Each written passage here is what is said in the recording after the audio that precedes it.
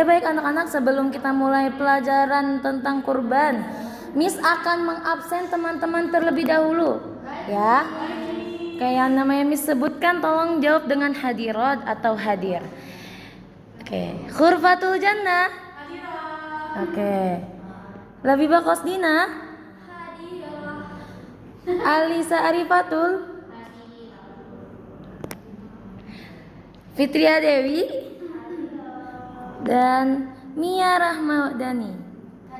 Masya Allah. Baik, terima kasih teman-teman. Oke, baik teman-teman, sebelum kita mulai pelajaran kita hari ini, kita berdoa terlebih dahulu ya teman-teman. Ada berdoa, tangan diangkat, kepala ditundukkan, berdoa dimulai. Bismillahirrahmanirrahim. Raditu billahi rabbah wa bil islami dina wa bi Muhammadin nabiyya wa rasulah. Rabbi zidni ilman warzuqni fahman. Amin ya rabbal alamin. Baik teman-teman, kita kemarin sudah belajar tentang materi ikhlas dalam beramal. Ada yang masih ingat gak materinya itu apa aja? Contohnya? Ini Bu, kita kalau bersedekah harus ikhlas. Pinter, bagus, dapat nilai 100 Dina. Ayo siapa lagi? Fitri, Khurfatul Jannah. Kita kalau ingin menyisihkan duit harus dengan hati yang baik dan ikhlas. Masya Allah, hebat, good job, 100 semuanya. Ya, baik, terima kasih. Sama-sama. Baik teman-teman, berjumpa lagi dengan Miss. Kali ini kita akan belajar tentang kurban teman-teman. Ada yang sudah tahu apa itu kurban? Menyembelih ya, Miss. Kita menyembelih apa dulu nih teman? Sapi sama kambing. Oh iya betul, menyembelih sapi atau kambing, harus bisa bilang menyembelih hewan ternak. Baik teman-teman. Nah teman-teman, di sini ada secara terbalik kurban dalam bahasa Arab berarti berkat, sedang dalam pengertian dari kurban berarti menyembelih hewan yang telah memenuhi syarat tertentu. Jadi di dalam waktu tertentu dengan niat ibadah guna mendekatkan diri kepada Allah Subhanahu wa taala. Nah, kurban yang disyariatkan kepada umat Islam adalah syariat yang berawal dari kisah Nabi Ibrahim beserta putranya yang bernama Nabi Ismail yang dijelaskan dalam Quran surat As-Saffat ayat 102 sampai 107. Itu teman-teman. Teman-teman sudah tahu kan kisahnya, awal mulanya kurban itu seperti apa? Ada yang belum tahu teman-teman? Sudah tahu? Coba boleh spill sedikit. Iya, Nabi Ibrahim itu dimimpiin, dapat mimpi suruh ini motong palanya anaknya si Ismail. Nah, karena itu mimpinya dari Allah dan Nabi Ibrahim percaya itu dari Allah, akhirnya mau nggak mau Nabi Ibrahim mau memotong kepalanya Nabi Ismail. Sama Allah diganti jadi kepala Domba. Hebat, masya Allah, keren ya. Dapat tambahan nilai dari Miss ya. Iya, kalau mau jawab ya. Kalau pesanan Miss tanya, dijawab aja. Oke, betul, bagus sekali tadi jawabannya Mia. Secara singkatnya seperti itu ya teman-teman. Karena awal itu sempat Nabi Ibrahim itu ragu. Awalnya itu Nabi Ibrahim itu mengira itu mimpi itu datangnya bukan dari Allah. Awalnya Nabi Ibrahim itu mengiranya mimpinya itu datang dari iblis atau setan gitu. Yang pertama kali. Tapi setelah Allah kasih mimpi itu sampai ketiga kalinya, akhirnya Nabi Ibrahim itu percaya bahwasanya mimpi itu datangnya dari Allah atau itu adalah perintahnya Allah. Makanya Nabi Ibrahim itu merelakan Nabi Ismail disembelih. Akan tetapi Allah gantikan Nabi Ismail dengan seekor domba. Seperti itu teman-teman ya. Oke, lanjut hukum dan dalil kurban. Nah, Kurban hukumnya sunnah muakkad bagi orang yang telah mampu, akan tetapi jika dalam melaksanakan kurban dia tercela dalam pandangan Islam.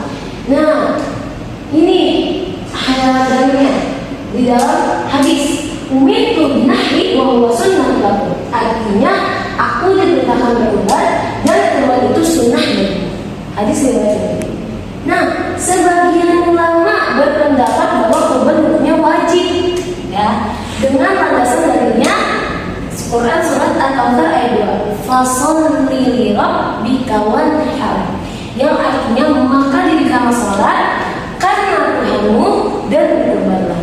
Seperti itu teman-teman. Jadi ada dua pendapat ya. Ada yang bilang kalau kurban itu sunnah muakkad, tapi ada juga yang bilang kalau kurban itu hukumnya wajib, dan itu dua-duanya sudah ada dalilnya teman-teman. Seperti itu. Sunnah muakkad itu apa? Sunnah muakkad itu hampir mendekati wajib teman-teman. Jadi sunnah muakkad itu kayak apa ya? Yang kalau dilaksanakan itu mendapatkan pahala, tapi kalau tidak dilaksanakan itu tidak mendapatkan dosa. Jadi hampir mendekati wajib. Jadi sangat dianjurkan seperti itu teman-teman. Ya. Oke, berikutnya jenis dan syarat hewan kurban. Nah, hewan yang dijadikan kurban adalah hewan ternak, betul, yaitu hewan yang diternak untuk diperah susunya dan dikonsumsi daging. Ya. Nah, contohnya apa aja nih teman-teman? Unta. Betul, apalagi? Betul, apalagi? Betul. Iya, teman-teman di sini ada yang pernah kurban belum? Sudah. Keren ya. Sedih nih belum pernah sholat. Iya, insya Allah tahun depan ya. Tahun depan kurban. Semoga dilancarkan rezeki. Amin. Ya, seperti tadi hewannya sudah disebutkan ya. Sebentar ada unta, sapi, kerbau, kambing atau domba. Nah, hewan-hewan yang dapat dijadikan hewan kurban adalah cukup umur dan tidak cacat. Jadi kalau misalnya hewannya itu cacat terus belum cukup umur itu belum boleh dikurban teman-teman. Berarti kalau pincang nggak bisa ya? Iya, karena jatuhnya dia cacat seperti itu. Nah, di sini ada ketentuan umurnya teman-teman. Kalau unta itu minimal berusia 5 tahun, ya, gampangnya minimal berusia 5 tahun.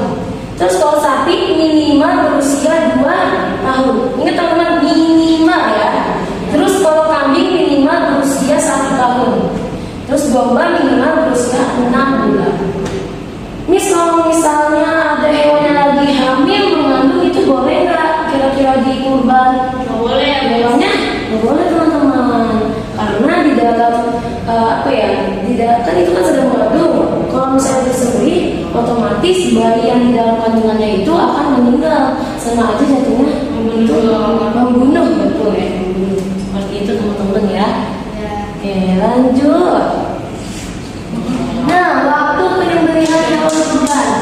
Waktu yang ditetapkan untuk menyembelih hewan kurban itu sejak selesai sholat Idul Adha tanggal 10 Dzulhijjah sampai terbenam matahari tanggal 13 Dzulhijjah. Teman-teman, makanya di tanggal 10, 11, 12, 13 ini kita dilarang berpuasa.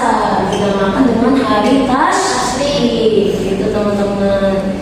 Jadi Miss boleh gak kalau misalnya berkurbannya di luar tanggal 13?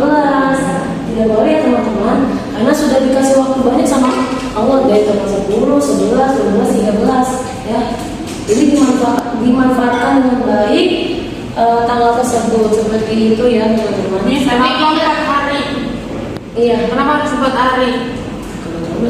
Karena Allah memimpikan Nabi Ibrahim bahwasanya di mimpinya itu tuh Allah menurunkan perintahnya itu dari tanggal 10 sampai tanggal 13 seperti itu teman-teman. Makanya tanggal 10 sampai 13 Dzulhijjah itu dijatuhkan atau dinamakan hari raya Idul Adha. Benar ya teman-teman, seperti itu. Hikmah kurbannya itu orang yang berkurban itu menambah kesayangan pada Allah, menambah keimanan ketakwaan pada Allah. Ya teman-teman bisa baca sendiri ya. Orang yang lagi kurbannya tuh bisa baca sendiri ya. Paham sampai sini teman-teman? Sebelum lanjut. Lanjut. Din juga apa?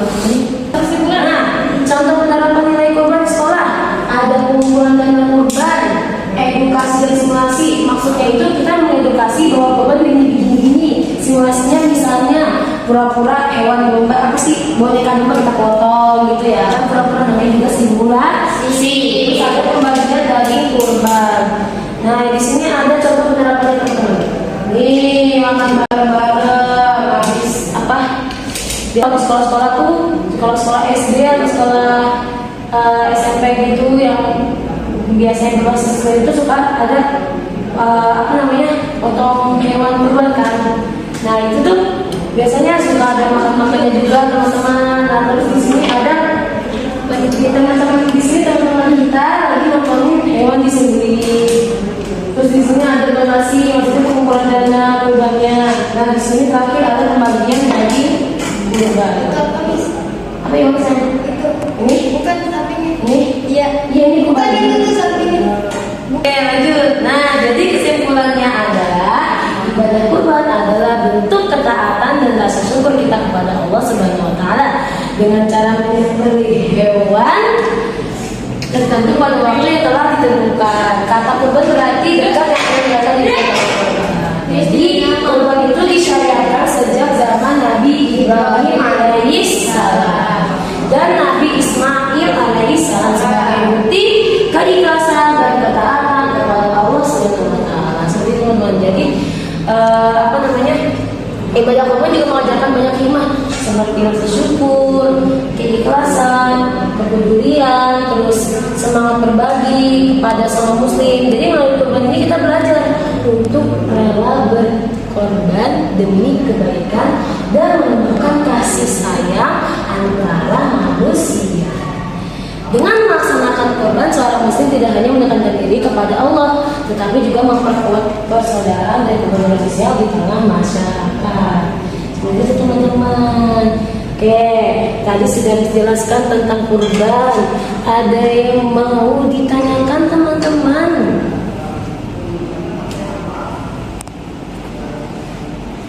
Ada. Apa teman? Yuk kita bagian waktu dulu. Lagi. Aku mau nanya ya. Ya, mau nanya apa? Boleh, Mia. Nih kan kalau di bulan Idul Fitri itu kita disuruh minumnya sebelum sholat. Terus kenapa kalau di Idul Adha itu kita harus puasa? Sholatnya bukannya setelah selesai sholat. Apa? Sholat itu sholat Idul Adha. Oke, baik, terima kasih pertanyaannya. Ya, jadi kalau kita sebelum Idul Adha itu sholat Idul Adha itu puasa ya, karena itu salah satu sunnahnya teman-teman. Jadi Nabi Muhammad itu sebagai apa namanya, sunnah yang dianjurkan saat Idul Adha adalah menahan diri untuk tidak makan atau minum apapun itu teman-teman. Nah, jadi menghindar makan sebelum Idul Adha, sholat Idul Adha itu adalah sunnah yang mengandung hikmah yang sangat dalam. Jadi itu sebagai bentuk kita meneladani Rasulullah SAW teman-teman.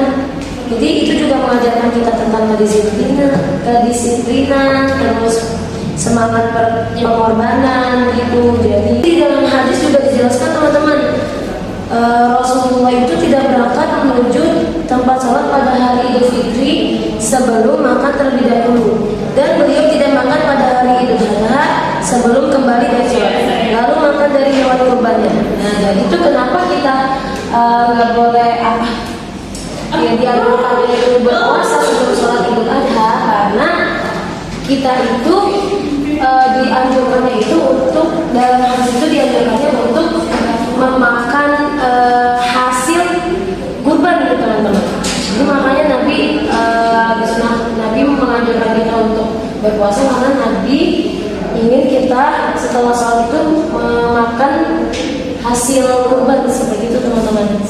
Oke, baik teman-teman, tadi sudah Miss jelaskan tentang apa itu kurban. Nah, sekarang adalah sesi diskusi teman-teman. Silakan Kak teman-teman berdiskusi dengan tema penerapan nilai kurban di sekolah. Silakan Miss kasih waktu 2 menit untuk berdiskusi. Silakan teman-teman.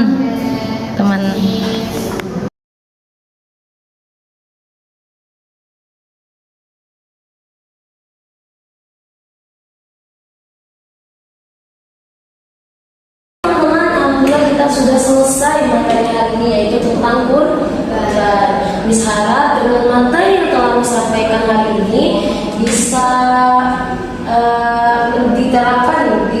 kehidupan teman-teman sehari-hari seperti itu ya teman-teman ya. Terus Miss minta maaf kalau misalnya Miss banyak kurangnya, banyak salahnya ya teman-teman ya. Baik, sebelum kita tutup, kita berdoa terlebih dahulu ya. Boleh dipimpin oleh Nang Alisa.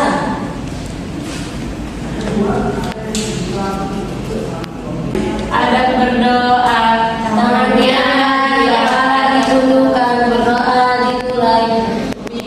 Astagfirullahaladzim.